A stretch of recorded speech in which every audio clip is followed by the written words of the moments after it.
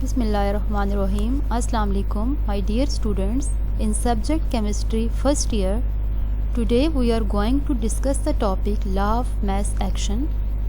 Law of mass action को हम यूँ डिफाइन कर सकते हैं that rate of reaction is directly proportional to the product of active masses of reactants. अब इसमें हमने ये देखना है कि हमारे पास कोई भी रिएक्शन गिवन है तो उसमें रेट ऑफ रिएक्शन जो है वो डायरेक्टली प्रोपोर्शनल है products of active message of reactants के। तो इसको हम अंडरस्टैंड करते हैं with the help of an example. तो हम एग्जांपल डिस्कस करते हैं। आपके पास एक एग्जांपल है जिसमें ए और बी जो है वो रिएक्टेंट्स हैं और कंबाइन कर रहे हैं रिवर्सिबल वे में और फॉर्मेशन कर रहे हैं प्रोडक्ट्स की सी और डी की। अब ये जो रिएक्शन है आपके पास रिवर्सिबल है। ए और बी जो है वो सी और डी की फॉर्मेशन करेंगे और सी और डी जो है वो फॉर्मेशन करेंगे ए और बी की।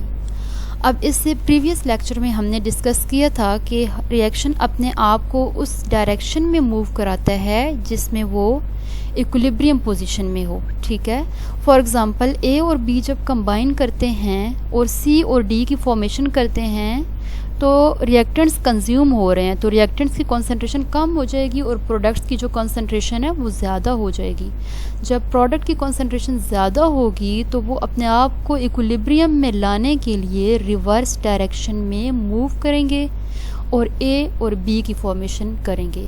अब इसमें आपने एक बात याद रखनी है कि जब रिएक्शन फॉरवर्ड डायरेक्शन में मूव करेगा तो ए और बी जो है वो रिएक्टेंट्स हैं और जब रिएक्शन जो है रिवर्स डायरेक्शन में मूव करेगा तो सी और डी जो है वो रिएक्टेंट्स के तौर पर एक्ट करेंगे। ये रिएक्टेंट्स होंगे और फॉर्मेशन करेंगे प्रोडक्ट्स की ए और बी की। Now we are going to discuss the rate of forward and reverse reactions. Firstly, we will learn about the rate of forward reaction. अब रेट ऑफ फॉरवर्ड रिएक्शन जो है वो डिपेंड करता है रिएक्टेंट्स की कॉन्सेंट्रेशन पे।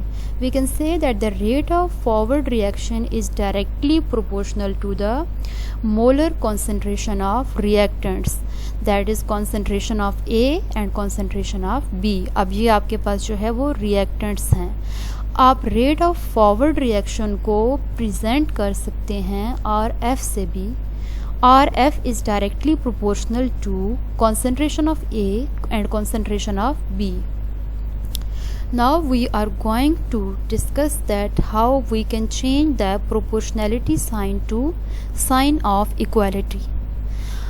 अब आपने ये देखना है कि आप proportionality sign को equality में convert करेंगे तो वहाँ पे एक रेट कांस्टेंट इंट्रोड्यूस हो जाएगा और वो रेट कांस्टेंट आपके पास कौन सा है KF। RF is equals to KF concentration of A and concentration of B। Here KF is the rate constant for the forward reaction. Now we are going to discuss the rate of reverse reaction.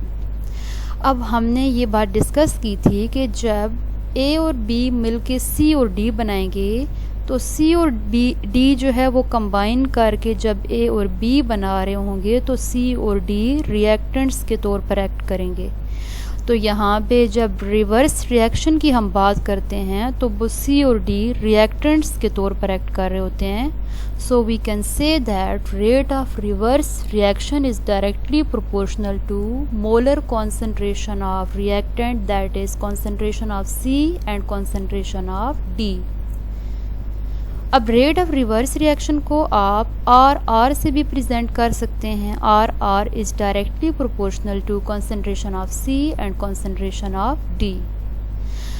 Now we will discuss that how we can convert the sign of proportionality into sign of equality. अब यहाँ पे जो आप equality का sign introduce कराएंगे वो है KR, that is the rate of reverse reaction, rate constant for the reverse reaction.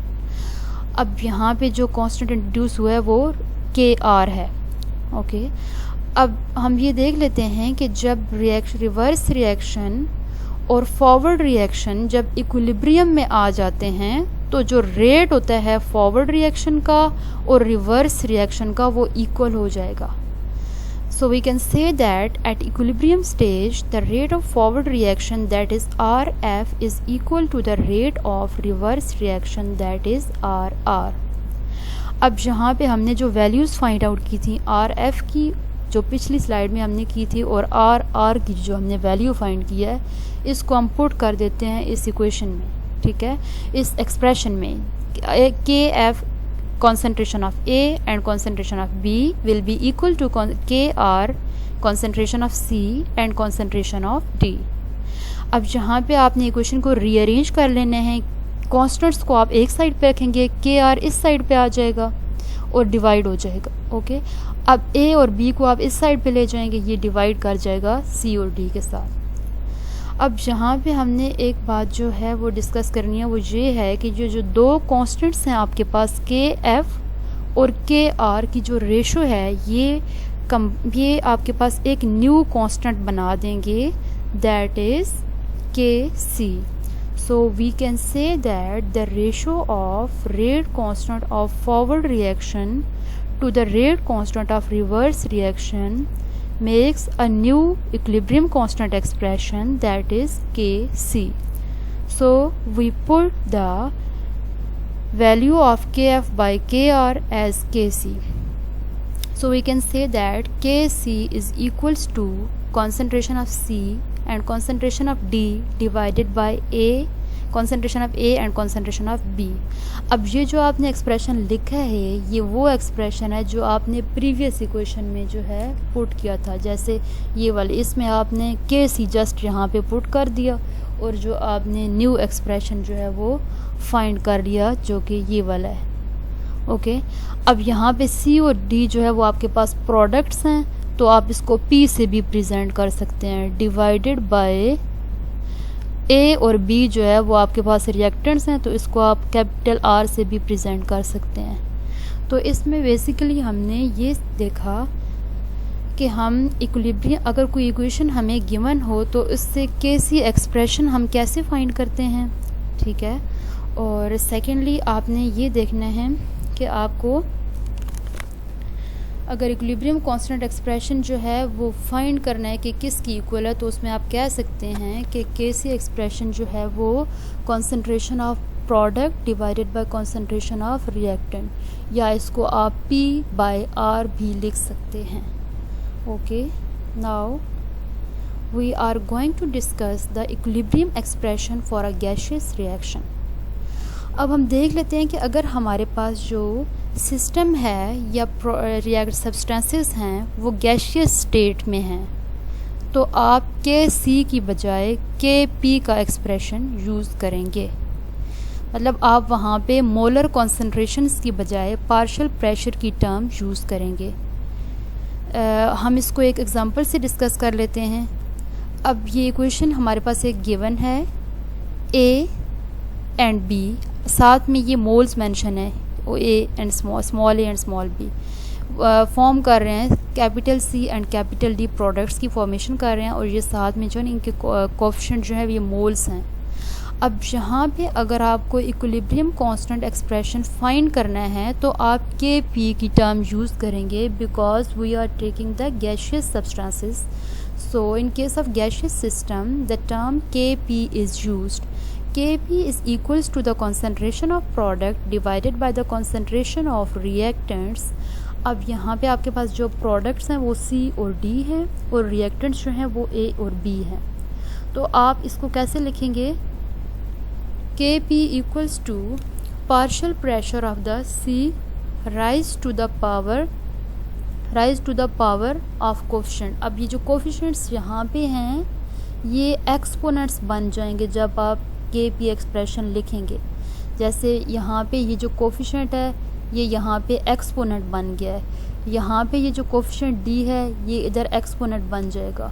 इस तरह divided by concentration of partial pressure of reactants की बात करते हैं, तो यहाँ पे partial pressure of A raise to the power of coefficient, इसी तरह partial pressure of B raise to the power coefficient of B। अब यहाँ पे आपके पास जो P है वो पार्शियल प्रेशर्स हैं सबके, okay. Next let me check that how much you have understand this topic. अब यहाँ पे हम एक न्यूमेरिकल लेते हैं। Write the equation and the KC expression for the formation of 2 moles of gaseous ammonia for the element in the standard state. अब आपने 2 moles ammonia की फॉर्मेशन करनी है from the substances hydrogen and nitrogen से, ठीक है। तो इसका केसी एक्सप्रेशन लिखना है। As you know that KC expression और value of KC is equals to the concentration of product divided by the concentration of reactants. Here product is ammonia and reactants are hydrogen and nitrogen.